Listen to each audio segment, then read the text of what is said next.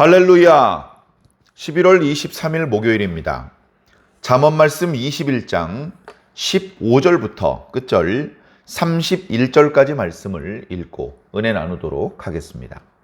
정의를 행하는 것이 의인에게는 즐거움이요 죄인에게는 패망이니라. 명철의 길을 떠난 사람은 사망의 회중에 거하리라. 연락을 좋아하는 자는 가난하게 되고 술과 기름을 좋아하는 자는 부하게 되지 못하느니라. 악인은 의인의 속전이 되고 사악한 자는 정직한 자의 대신이 되느니라. 다투며 성내는 여인과 함께 사는 것보다 광야에서 사는 것이 나으니라. 지혜 있는 자의 집에는 귀한 보배와 기름이 있으나 미련한 자는 이것을 다 삼켜버리느니라. 공의와 인자를 따라 구하는 자는 생명과 공의와 영광을 얻느니라. 지혜로운 자는 용사의 성에 올라가서 그 성이 의지하는 방벽을 허느니라. 입과 혀를 지키는 자는 자기의 영혼을 환난에서 보전하느니라. 무례하고 교만한 자를 이름하여 망령된 자라 하나니 이는 넘치는 교만으로 행함이니라. 게으른 자의 욕망이 자기를 죽이나니 이는 자기의 손으로 일하기를 싫어함이니라. 어떤 자는 종일토록 탐하기만 하나 의인은 아끼지 아니하고 베푸느니라. 악인의 재물은 본래 가증하거든 하물며 악한 뜻으로 드리는 것이랴. 거짓 증인은 패망하려니와 확실히 들은 사람의 말은 힘이 있느니라. 악인은 자기의 얼굴을 굳게 하나 정직한 자는 자기의 행위를 삼가느니라. 지혜로도 못하고 명철로도 못하고 모략으로도 여호와를 당하지 못하느니라. 싸울 날을 위하여 마병을 예비하거니와 이김은 여호와께 있느니라.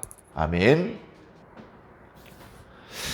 감사합니다. 오늘 말씀은 먼저 악인과 미련한 자의 모습을 말씀해 주시고 그리고 이제 지혜로운 자 또 의인의 모습을 보여주신 이후에 다시 악인과 미련한 자의 모습을 보여주십니다. 그리고 맨 마지막에는 그 모든 것 위에 계신 하나님을 보여주고 계십니다. 이런 구도를 보면서 우리가 말씀을 대할 때 뭔가 이제 감을 잡아야 됩니다.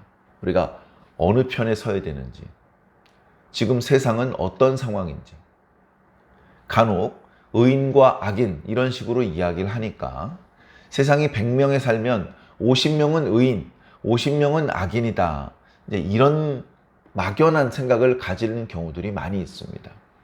그러나 우리가 구약의 또는 신약의 여러 역사적인 사건들을 보고 또 우리 주변에서 벌어지는 일들을 보아도 의인이 전체의 10분의 1은 고사하고 100분의 1도 되지 않을 때가 많았던 것을 기억합니다.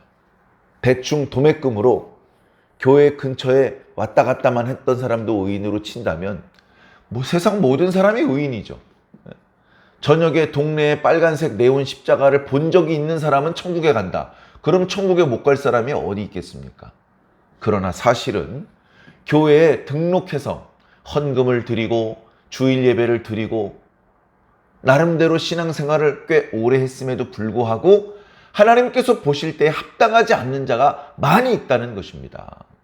그것은 그 사람이 교회 간 것이 잘못이고 헌금한 것이 잘못이라서가 아니라 결국은 겉으로 드러나는 모습이 아니라 내면이 중요하기 때문에 그렇습니다.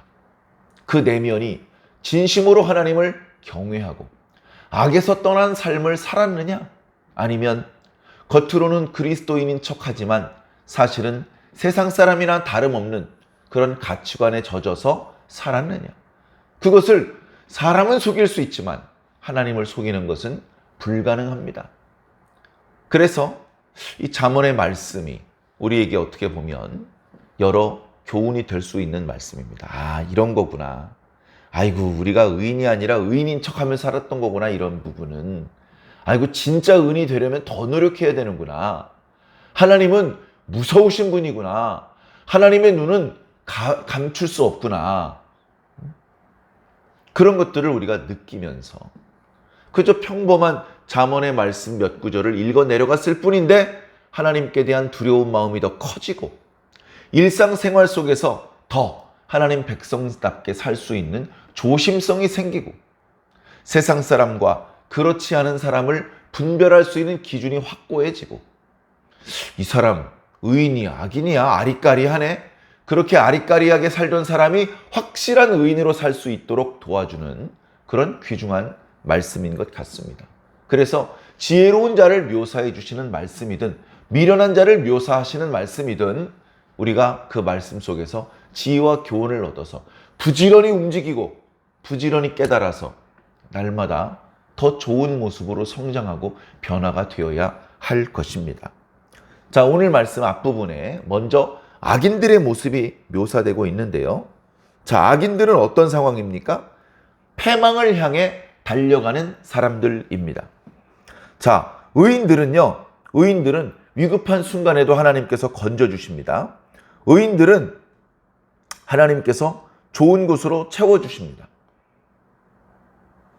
그런데 자, 악인들은 어떻게 될까요? 악인들은요, 의인들이 심판을 받아야 할 자리에 의인을 쏙 빼시고 악인을 밀어 넣으셔서 악인들이 대신 매를 맞고 악인들이 대신 죄값을 치르게 만드십니다. 이건 뭔가 불공평해 보이는 그런 모습입니다만 사실은 악인이 억울하다고 말할 수 없는 것이 악인은 본래 맞아야 될 매가 많이 있습니다. 의인은 그 맞아야 될 매에 대해서 용서를 받았을 뿐입니다. 그리고 그 자리에서 악인이 본래 맞아야 될 매를 맞고 벌을 받는 것 뿐입니다. 그 과정에서 가지고 있었던 것들을 다 잃어버리게 되죠. 그래서 명철의 길을 떠났다, 지혜자의 길을 잃어버렸다는 뜻입니다. 그들은 사망의 회중에 거할 것이다. 죽은 사람들의 영혼이 우글거리는 수월에 떨어질 것이다 라고 말하고 있는 것입니다. 그렇기 때문에 그들은 최종적으로 패망할 수밖에 없다, 피할 수가 없다, 그렇게 말씀하고 있는 것이죠. 이 준엄한 말씀 앞에 신앙이 없는 사람들조차도 인정할 수밖에 없는 이 말씀 앞에 우리 그리스도인들은 어떤 삶을 살아야겠습니까? 우리 그리스도인들에게 아직도 남아있는 여러 미련한 자의 모습, 게으른 자의 모습, 거짓된 자의 모습, 그리고 악한 자의 모습을 빨리 털어내시고 하나님 백성다운 그리고 예수님의 제자다운 그런 저와 여러분들이 빨리 되기를 간절히 소망합니다. 자, 이어지는 말씀에는 이제 의인의 모습. 자, 먼저는 19절과 20절에 지혜로운 자, 의인의 가정을 말합니다.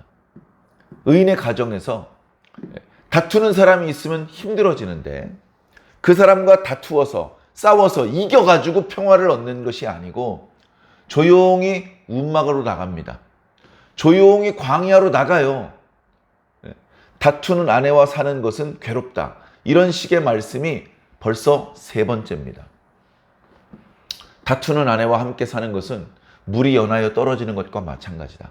다투는 아내와 사느니 움막에서 사는 게 낫다. 여기서는 다투는 아내와 사는 것보다 광야에 나가서 사는 것이 낫다. 그렇게 말씀하고 있는데 결국은 뭡니까? 지혜를 발휘하는 거예요. 아내가 다투기를 좋아하지만 좋은 아내는 아니지만 아내를 내치거나 그 아내랑 날마다 싸우는 게 아니고 아내와 떨어져 지내는 겁니다. 그러면 아내는 다른 사람과 싸우거나 싸울 사람이 없으니까 혼자 조용히 살겠죠. 그럼 서로 좋은 것입니다. 그렇다고 별거를 하고 이혼을 하라는 뜻은 아니고 지혜롭게 하는 것이죠. 지혜롭게. 필요한 일이 있으면 잠깐 얘기하고 필요한 물건을 취하고 필요한 업무를 보고 얼른 자리를 피하는 겁니다. 그러면 막 부딪힐 일이 생길 때 상대방이 없어지기 때문에 마치 손바닥 하나로 박수를 치려는 것처럼 싸움이 성사가 되지 않는 것이죠. 그래서 의인의 집은 싸울 일이 없는 것이 아닌데 의인의 집은 조용한 것입니다. 간간히 웃음소리는 들리는데 싸우는 소리는 잘 안 들리는 것이죠. 그게 이제 지혜자의 집의 특징입니다. 그런가 하면 지혜자의 집에는 귀한 보배와 기름이 가득합니다. 좋은 것들이 가득해요. 부지런히 일해서 정직하게 벌어서 집에 채워놓습니다. 그리고 그것을 썩혀서 버리는 건 아니고 그때그때 필요한 때 적절한 때 사용합니다. 자식을 위해서 쓰기도 하고 부모를 위해서 쓰기도 합니다. 집안 행사를 위해서 쓰기도 하고 집에서 일하는 하인들을 위해서 쓰기도 합니다. 그렇게 적절하게 쓸 수 있는 풍족한 것들이 구비가 되어 있습니다. 그런데 미련한 사람들은 그런 걸 구비해 놨다가 필요할 때 쓰려는 그런 지혜를 모르고 엉뚱한 데서 허비를 해버리는 것이죠. 그러다 보니까 정말 필요할 때는 쓸 것이 없게 되는 것입니다. 자, 그 뒤에 이제 나타나는 말씀들 21절, 22절, 23절 말씀은 이 지혜자가 자기 집안만 잘 단속하는 것뿐 아니라 자기의 입도 잘 단속하고 자신의 성읍도 잘 단속하고 종래에는 하나님께서 주시는 복을 누리게 되는 말씀입니다. 23절에 보면 입과 혀를 지킵니다. 사실 이거 어려운 겁니다. 입과 혀를 지킨다. 언어 생활을 조심하라는 뜻이거든요.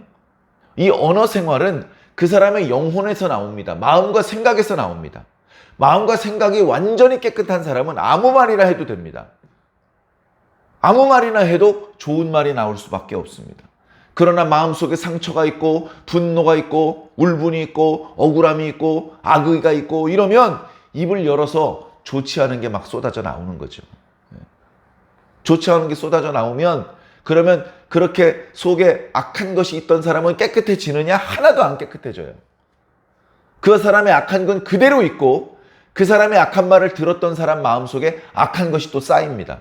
세상의 악한 마음지, 그 감정들이 점점 더 많아지는 것이죠. 입을 다물어야 됩니다. 악한 마음이 발동할 때는 입을 다물고 선한 마음이 발동했을 때 입을 여는 것이 그것이 지혜고 그것이 이 세상을 평화롭게 만드는 방법인 것입니다. 그래서 지혜자들은 그리고 의인들은 입술과 혀를 지켜내요. 그걸 지켜. 그러면 입술과 혀만 지키는 것이 아니고 자신의 영혼을 환난에서 보존하는 게 됩니다. 결국은 자기 생명을 지키는 것이고 자기 가족을 지키는 것이고 자기 동네를 지키는 게 되는 것입니다. 자, 22절에는 지혜로운 자는 용사보다 낫다. 용사, 힘세고 용맹한 자가 성을 지키고 있습니다. 여러분들 걱정하지 마십시오. 제가 누굽니까? 우리 성읍에서 가장 용맹한 용사 아닙니까? 제가 밤잠도 설쳐가면서 이 성을 지키고 있으니 걱정하지 마십시오. 그렇게 성을 열심히 지키고 있습니다. 그리고 그 성에는 그 용사가 자랑하는 두터운 성벽이 있습니다. 이 성벽만 있으면 걱정 없어. 그러고 있는데 지혜자가 어느 틈에 올라가서 그 성벽의 약한 부분을 발견하고 그 부분에 박혀있는 돌 하나를 뺐더니 성벽이 와장창 무너져 내립니다. 용사가 믿고 있었던 성벽이 무너져 내리자 적들이 사방에서 진격해 올 때 그 용사도 당해내지 못하고 망할 수밖에 없는 것이죠. 용사보다 지혜자가 낫다. 자, 그래서 이 지혜자는 자신의 입술과 혀를 지키고 또 지혜로 용사의 성읍을 빼앗기도 하다가 나중에 공의와 인자를 따라 구하는 자로서 생명과 공의와 영광을 얻습니다. 어디서 얻죠? 이마트나 홈플러스에서 얻을 수 있는 겁니까? 하나님께서 주시는 겁니다. 하나님께서 주시는 생명, 하나님께서 주시는 공의와 영광을 얻게 되는 것이죠. 자, 이제 24절부터는 다시 미련하고 악한 사람들의 모습들이 나타나고 있습니다. 무리하고 교만한 자를 일컬어 망령된 자라고 말한다. 왜? 심하게 교만한 자들이기 때문이다. 그 교만한 마음에서 교만한 말과 행동이 나온다. 그 주변 사람들을 고통스럽게 한다. 공동체를 해친다. 결국 자기 자신도 망하게 한다. 자, 25절. 게으른 자의 욕망이. 이게 벌써 말이 안 되는 겁니다. 게으를 낼 거면 아무것도 바라지나 말 것이지. 우리가 지나간 잠언의 말씀에는 그런 표현의 말씀도 있었습니다. 손에 음식을 쥐고도 손에 빵을 쥐고 있어요. 그럼 배고픈 문제를 해결할 수 있잖아요. 근데 그 빵을 번쩍 들어서 입에다 집어넣는 걸 귀찮아해요. 그 정도로 게으르면서 배부르길 원해. 일하기는 싫은데 부자가 되길 원해. 예? 공부하긴 싫은데 지혜자가 되길 원해. 싸우긴 싫은데 강력한 국가를 만들길 원해. 아무것도 이룰 수 없습니다. 말이 안 되는 것입니다. 그런데 보면 오히려 부지런한 사람은 소박해요. 큰 부자는요, 명품 옷 걸치고 다니지 않습니다. 그런 거 부러워하지 않아요. 그런데 어설픈 사람들이 명품 밝히고 어설픈 사람들이 욕심은 끝이 없습니다. 게으른 자의 욕망이 결국 자기를 죽인다. 이는 자기 손으로 일하기를 싫어합니다. 일을 해. 싫어. 일자리 없어? 내 일자리 만들어줄게. 싫어. 그래? 여기 와서 그냥 앉아만 있어. 아, 싫어. 불의한 자가 의로운 일을 거절하는 것처럼 게으른 자는 이렇게 일할 수 있는 기회도 다 거절합니다. 그러면서 무슨 배부르길 바라고 부유하게 되기를 바랍니까? 악한 자가 다 이와 같다. 그런 말씀입니다. 자, 어떤 자는 종일토록 탐하기만 합니다. 예. 아까 게으른 자의 욕망이 자기를 죽인다 그랬죠. 이런 종류의 사람들은요, 탐심이 유난히 강해요. 예. 탐심이 강해. 명예욕도 있어. 아이고, 내가 부회장이야? 아이, 기분 나빠. 회장해야지, 회장. 대장 노릇하고 싶어하고. 네가 나보다 100만 원 더 많어? 아이고, 내가 1등 부자가 돼야 되는데. 네가 나보다 땅이 한 평이 더 많어? 아이고, 내가 제일 넓은 땅을 소유해야 되는데. 욕망은, 쓸데없는 욕망은 끝이 없습니다. 그런데 반면 의인들은 아낌없이 베풀어요. 아낌없이. 아이고, 아버지가 나한테 베풀어 주신 게 얼만데 이거 별거 아니에요. 아버지 받으세요. 아들아, 너희들은 내 생명이나 다름없어. 다 가져. 자기 집에서 일하는 하인들에게도, 야, 너희들이 우리 집에서 얼마나 열심히 일하는지 내가 다 아는데 이 정도 보너스는 뭐 아무것도 아니야. 얼른 받아. 아낌없이 베풀어 주는 것이죠. 막 베풀어 주면 빈털터리가 될 것 같은데 점점 더 많이 생기는 건 웬일입니까? 이것이 공의로운 하나님의 뜻입니다. 27절, 악인의 재물은, 이 재물이라는 것은요, 재산을 말하는 게 아니고 하나님께 바치는 그런 재물을 말하는 겁니다. 제사 지낼 때 드리는 그 재물을 말하는 것이죠. 근데 악인이 재물을 들고 와요. 악인이 악한 일을 저지르다가 갑자기 경건한 사람인 척하고 재물을 끌고 하나님께 옵니다. 그 사람의 내면과 그 사람 마음속의 심보와 얼마 전에 저지른 악행들을 하나님께서 전부 알고 계신데 그 사람이 재물 들고 왔다고 하나님께서 반갑게 맞아주시겠습니까?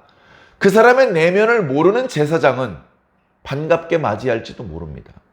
맨날 사람들이 비둘기만 갖고 오는데 저 사람 송아지 끌고 오네? 야, 오래간만에 소고기 먹겠어? 뭐 그렇게 인간적으로 반가워할 수 있겠죠. 그러나 영적으로 하나님께서는 기뻐하지 않으신다. 기뻐하지 않으신다. 하물며 악인이 가져오는 재물도 가증하게 여기시는데 그 악인이 악한 의도로 재물을 끌고 와요. 하나님께서 어떻게 생각하시겠느냐. 야, 문 닫아라. 야, 누가 성전문 닫아줬으면 좋겠다. 저놈이 가져오는 재물을 태우면 그 연기는 나의 즐거움이 되는 것이 아니라 나를 괴롭게 하는 연기가 되는 것이다. 내가 너희에게 복을 내리는 것이 아니라 저주를 내릴지 모르겠다. 그렇게 말씀하시는 것이죠. 28절, 거짓 증인은 패망합니다. 왜? 결국 그 사람이 법정에서 거짓으로 증인했다는 것이 들통날 것이기 때문에 위증죄에 걸려서 결국 중한 벌을 받아야 될 것입니다. 그러나 확실히 들은 사람의 말은 힘이 있습니다. 아니야, 내가 확실히 들었는데 그게 아니고 이렇게 된 거야. 그 사람의 말이 들으면 들을수록 확실합니다. 그래서 악인들은 결국 패망하고 의인들은 점점 승승장구할 수밖에 없는 것이죠. 악인은 자기의 얼굴을 굳게 하지만 정직한 자는 자기의 행위를 삼가느니라. 얼굴이 왜 굳습니까? 생각 없이, 개념 없이, 따져보지도 않고 분별 없이 말하고 행동했다가 그 잘못이 드러나니까 얼굴이 굳는 겁니다. 미안한데 사과하지도 못하고 굳어가지고 도망가는 것이죠. 정치인들이요, 증거가 드러날 때까지는요, 나 잘못 없다고 발뺌을 합니다.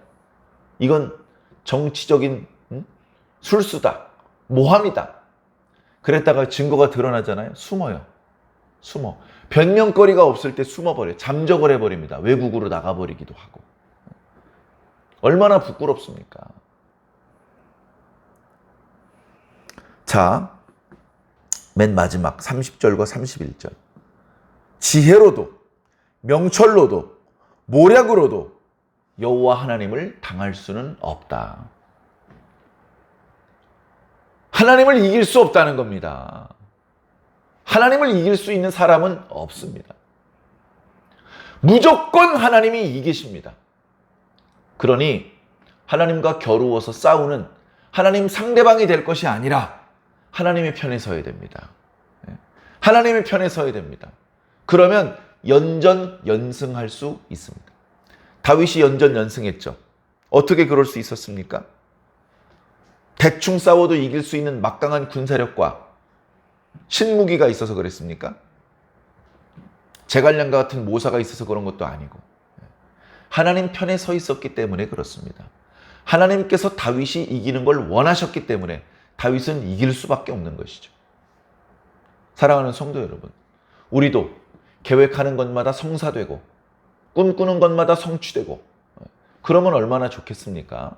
그렇게 되려면 우리의 꿈이 하나님의 꿈이 되어야 됩니다. 우리의 계획이 하나님의 뜻이 되어야 됩니다. 우리가 하나님 편에 서면 우리가 승승장구할 수밖에 없는 것이죠. 사울라를 위하여 마병을 예비하지만 까낸 열심히 준비하지만 결국 최종적인 승자는 하나님이시다.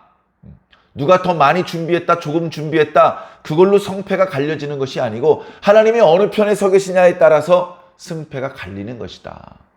사랑하는 성도 여러분, 지금 현재의 모습에 최종적인 모습이 아니기 때문에 좌절하거나 낙심하실 필요 없습니다. 지금 현재의 모습은 약하고 지금 현재의 모습은 초라할지라도 우리가 계속해서 하나님 편에 서 있기 위해 발버둥 친다면 하나님께서는 반드시 이기실 것이고 반드시 우리를 이렇게 세워주실 것이고 반드시 우리에게 더 좋은 것을 주실 것입니다. 사랑하는 성도 여러분, 오늘 하루도 우리를 도와주시는 하나님과 동행하시기 바랍니다. 그 하나님의 뜻을 헤아리시고 그 하나님과 함께 보조를 맞추시기 바랍니다. 하나님과 함께 동행하신다면 저와 여러분들의 삶에는 서광이 비칠 것이고 아름다운 열매가 가득할 것입니다. 꼭 그 열매를 맛보게 되시기를 예수님 이름으로 간절히 축원합니다. 아멘.